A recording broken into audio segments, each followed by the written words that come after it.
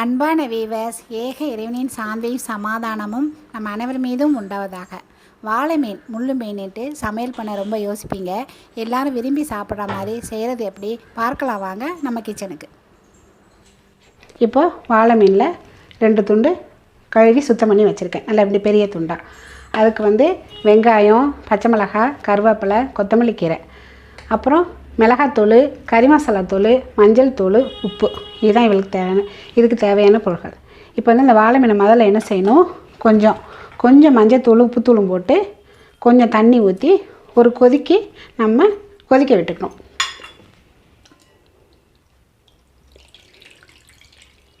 இந்த அளவுக்கு தண்ணி ஊற்றி வேக விட்டுக்கணும்.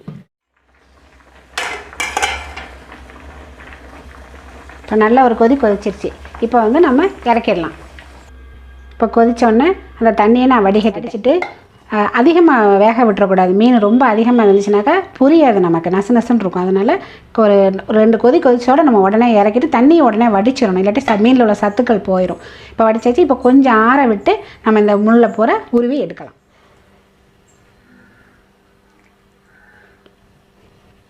இப்போ ஆறிடுச்சு.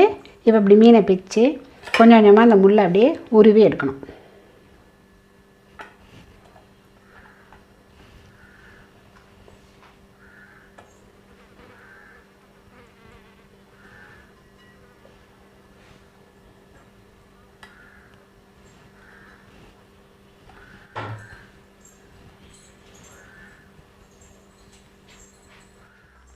இப்போ முள் பூரா உருவி எடுத்தாச்சு மீனில். இந்த மாதிரி உருவி எடுத்துட்டோம்னு சொன்னாக்கா நமக்கு மீன் பூரா அப்படி தனியாக கிடச்சிக்கிறோம்.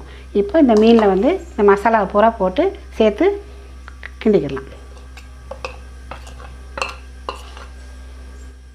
நான் இந்த மீன் இப்போ நல்லா மசாலா கலந்தாச்சு. இப்போ கலந்ததை ஒரு 10 நிமிஷம் கொஞ்சம் நேரம் ஊற விடணும். ஊற விட்டுட்டு அப்புறமா நம்ம அடுப்பில் வச்சு பொரிக்கலாம். எண்ணெய் சூடாகிடுச்சு.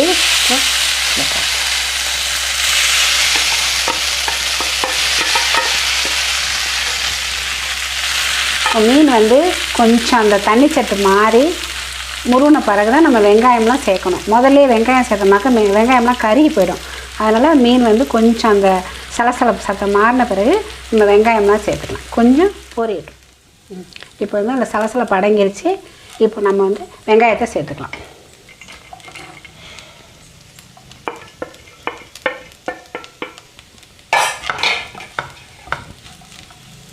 இப்போ பச்சை மிளகாய், கருவேப்பிலை எல்லாத்தையும் போட்டு நல்லா அது வேகிற வரைக்கும் சிறு தீயில நிதானமாக வேக விடணும். மீன் நல்லா பொரிஞ்சு வெங்காயம் அதோடு சேர்ந்து நல்லா கலந்து வாழை மீன் பொரியல் ரெடி ஆகிடுச்சு. இப்போ கடைசி கொஞ்சம் கொத்தமல்லியை தூவி விட்டு இறக்கும்.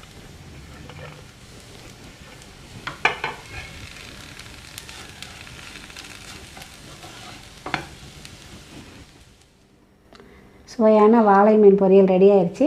இதை செஞ்சு சாப்பிட்டு பாருங்கள். பிடிச்சா மற்றவங்களுக்கும் சொல்லுங்கள். மறக்காமல் இந்த சேனல் சப்ஸ்கிரைப் பண்ணுங்கள். நன்றி.